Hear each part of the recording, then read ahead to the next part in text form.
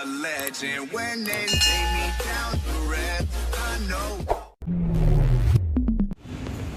Alright guys, nandito tayo ngayon sa Yamaha. So papacheck up ko yung aking motorsiklo.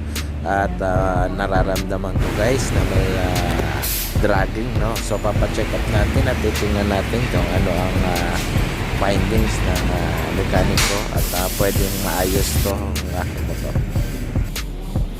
Ayan guys, binubuksan niya na yung bearings ng aking motor, no? So titingnan niya at check up niya kung ano yung makikita niya pwedeng palitan na piyesa, no guys.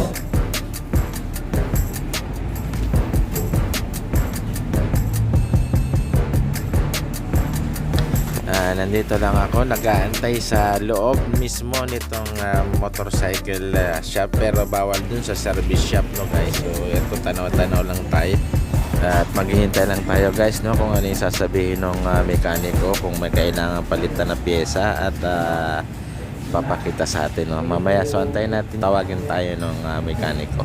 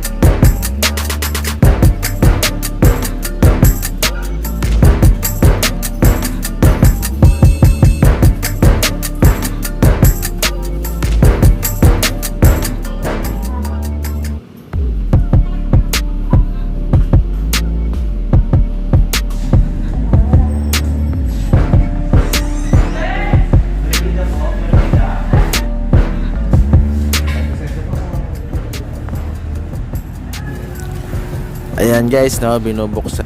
Titingnan siguro ng mekaniko kung kailangan may palitan doon sa panggilid, no guys. So meron kasi akong nararamdaman na dragging kapag tumatakbo, nagbabibrate siya.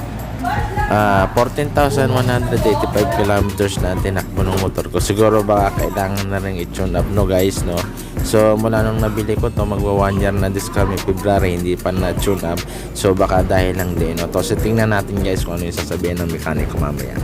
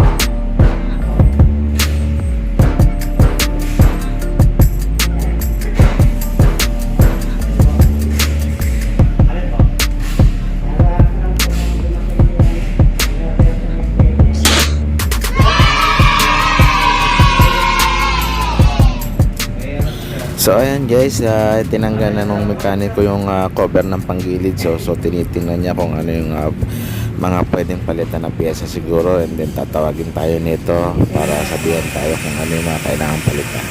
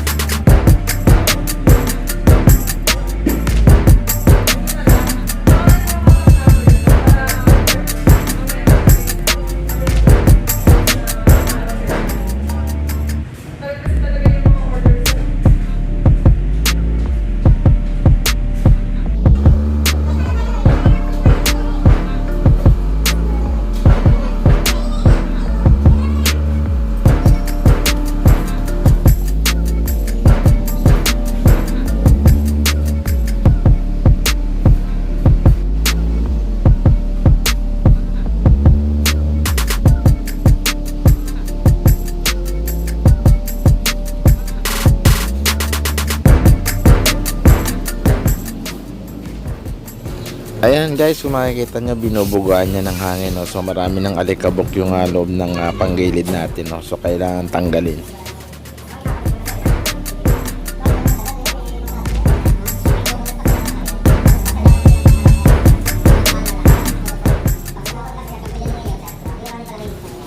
Ayan guys, gasolina yung kinukuha niya dyan sa tangke ng motorsiklo ko guys. Ayan, papanglinis na dun sa mga pyesa na tinanggal dun sa panggilid niya. So ito guys, so tinawag na tayo ng mekaniko. Papakita na sa atin yung mga kailangang palitan at mga gagawin niya dito sa ating motorsiklo guys.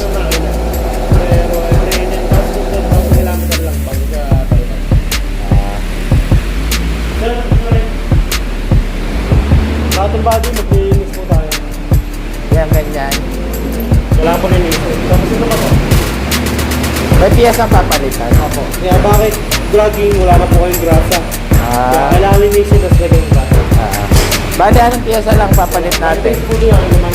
So, okay din. Okay din. Lining, okay din. Linis lang lahat. Sige. For the slider,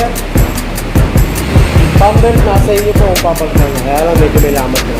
Palitan na lang natin. Pero yung bola, hindi pa. Yung bola, ito. May kanto lang ng konti. Pero pwede pa naman po. matagal pa ba yan? Opo, matagal pa nga. Sige. Pwede mo natin palitan sa akin. Belt lang. Belt tsaka slider. Kumuha pa kami ng sirina sa inyo. Hindi, okay lang.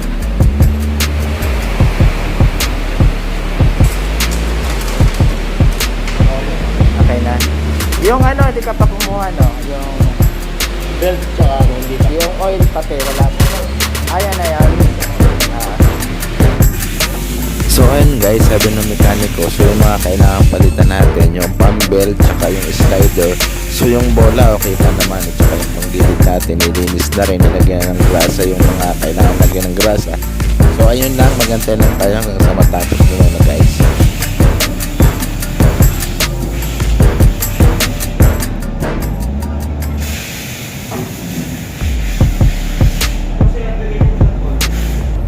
Bali, ang papalitan lang yung pump belt tsaka yung slider. Basta the rest, linis na lang lahat.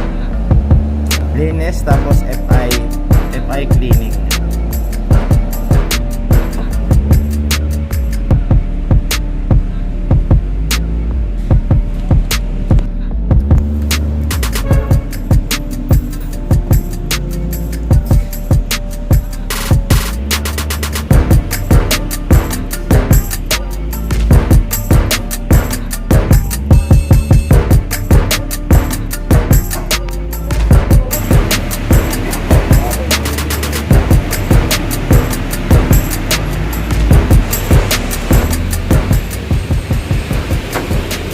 Wala silang stock.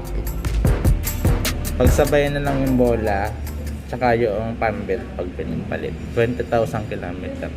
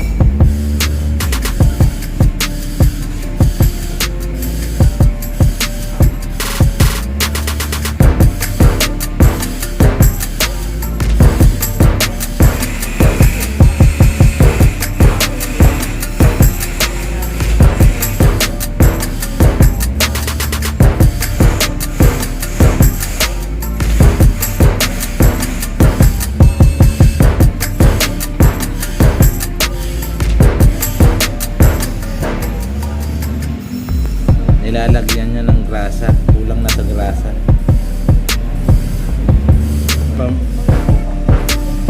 Yung ibang parts niya kulang na sa grasa, kaya kailangan lagyan ng grasa.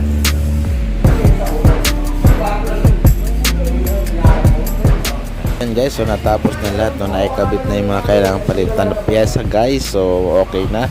So ibabalik, and then tapos na to guys. So almost 1.5 hours din tayo nagantay, no guys, sa paggawa na dito sa Yamaha ng aking motorsiklo, no guys.